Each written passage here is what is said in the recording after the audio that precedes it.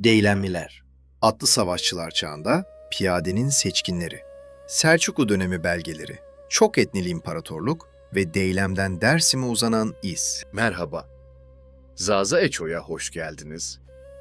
Bugün Ortaçağ İslam dünyasının en az tanınan ama en çarpıcı askeri topluluklarından birini konuşacağız. Deylemliler. Deylemliler, Farsça Deylemiyan, Arapça Daylamites. Hazar Denizi'nin güneybatısında bugünkü Gilan eyaletinin dağlık iç kısmını oluşturan Deylem, Daylaman yerli İrani halkıdır. Tarihleri milattan önce 2. yüzyıla kadar uzanır. Polybius ve Ptolemy'den başlayarak antik çağ yazarları onlardan söz eder. Sasani İmparatorluğu döneminde paralı asker olarak istihdam edilmişler, Arap fetihlerine yüzyıllar boyunca direnmişlerdir. İslam'ı ancak 9. yüzyılda Zeydi Şiilik biçiminde kabul ettiler. Peki neden bu kadar önemli? Çünkü Deylemliler, atlı savaşçıların hakim olduğu bir çağda yakın dövüşe uzmanlaşmış elit piyadelerdir. Kalkan duvarı oluşturup Zupin adı verilen çift ağızlı mızraklarla savaşan bu adamlar, İslam dünyasının farklı ordularında Abbasi, Samani, Gazneli, Fatimi ve nihayetinde Selçuklu ordusunda asırlarca görev yaptılar. Ve bizzat Deylemli bir hanedan olan Büveyhiler, 934 ile 1062, Bağdat'tan Fars'a uzanan geniş bir coğrafyada hakimiyet kurarak Abbasi halifeliğini 109 yıl boyunca fiili vesayet altına aldı. Askerlik geleneği, kalkan duvarı ve Zupin Deylemli savaşçılarını anlamak için önce coğrafyaya bakmak gerek.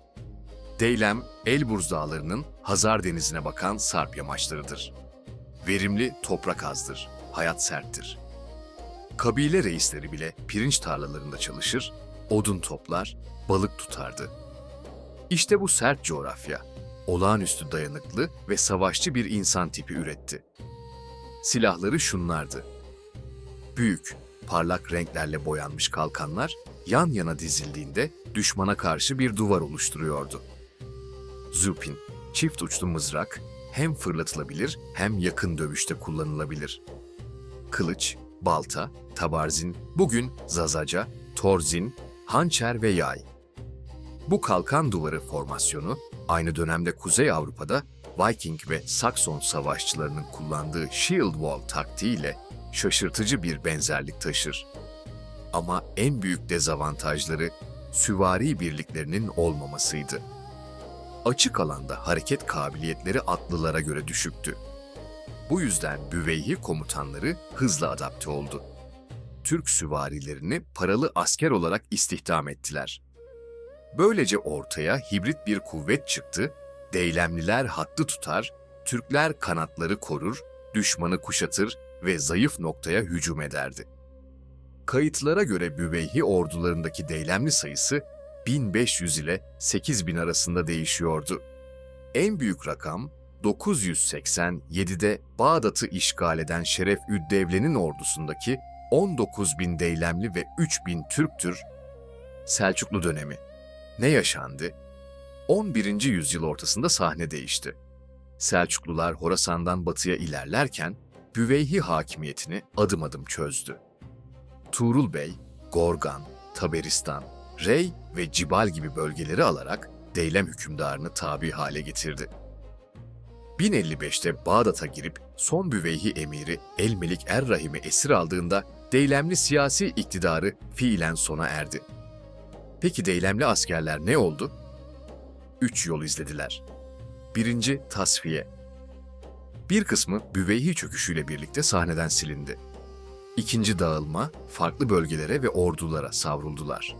3. Entegrasyon, ücretli asker olarak Selçuklu ordusuna katıldılar. Wikipedia'nın Daylamites maddesinde açıkça belirtilir. Daylamites were among the people comprising the Seljuk army. Yani Deylemliler Selçuklu ordusunu oluşturan unsurlar arasındaydı. Tarihi kaynaklar. Selçuklu döneminde Deylemliler. Şimdi gelelim bu videonun omurgasına. Selçuklu döneminde Deylemlilerden söz eden birincil kaynaklar. Nizamülmülk, Siyasetname 1091 ile 1092. Selçuklu döneminin en meşhur siyaset eseri olan Siyasetname bizzat Deylemlilerden söz eder. A. Ordu düzeni Nizamülmülk, ordudaki farklı etnik unsurların Horasanlılar, Türkler, Deylemiler, Gürcüler ayrı birlikler halinde tutulmasını tavsiye eder. Her kavmin kendine özgü savaş tarzı ve disiplin anlayışı vardır. B. Saray muhafızları. Minorski'nin aktardığına göre Nizamülmülk, Siyasetname'nin 19. faslında Selçuklu Sarayı'nın koruması olarak 100 Deylemli ve 100 Horasanlı'dan söz eder. C. Büveyhi Batıni tehlikesi. Nizamülmülk, Büveyhi Deylemli dönemini Sünni düzenin bozulduğu bir kaos dönemi olarak sunar ve bunu Batıni Eğik, çizgi İsmaili tehlikesiyle ilişkilendirir. Medievalist .net'teki kapsamlı makalede bunu doğrular. Hem kabusname hem siyasatname bir hükümdarın ordusunun çok etnili olması gerektiğini vurgular ve Deylemlileleri temel unsurlardan biri olarak sayar.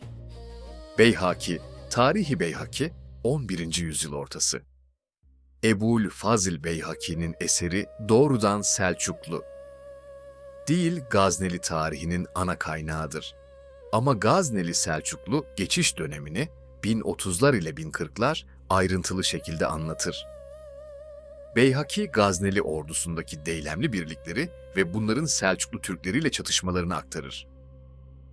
Dandanakan Savaşı 1040.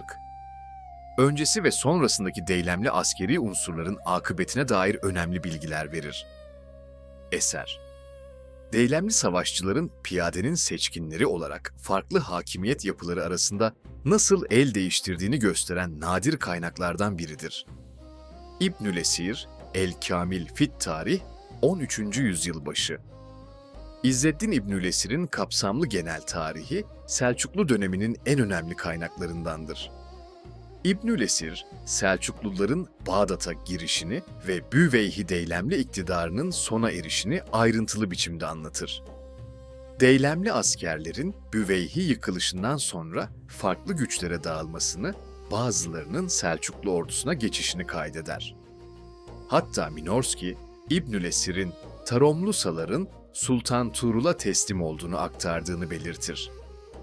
D.S. Richards'ın İngilizce çevirisi The Annals of the Seljuk Turks, Routledge, 2002, bu pasajlara kolay erişim sağlar.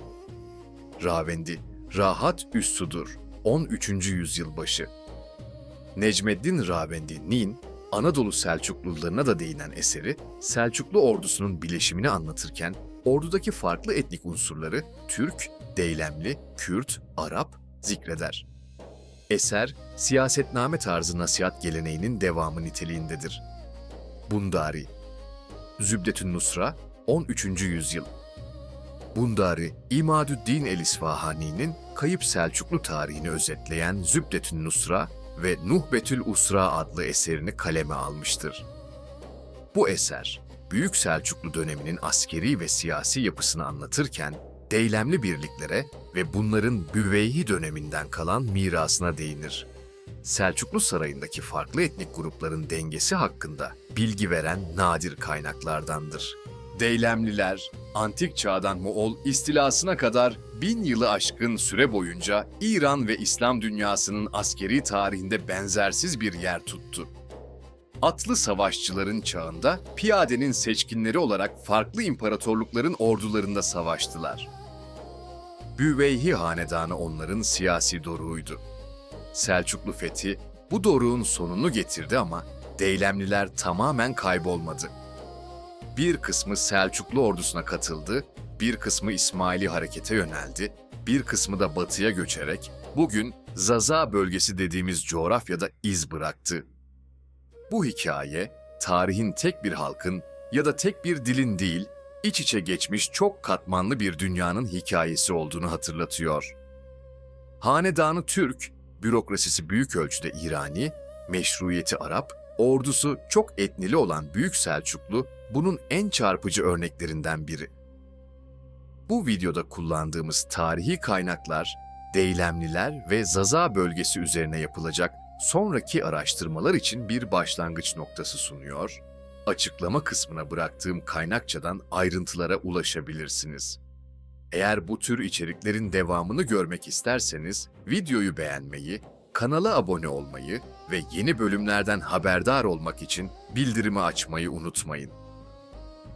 Bir sonraki videoda Deylemden Dersime çizgisini Abbasi, Büveyhi, Mervani, Selçuklu, Artuklu ve Osmanlı dönemleri boyunca Zaza Çekirdek bölgesi odaklı kronolojik bir şema halinde ele alacağız. O zamana kadar araştırmaya devam.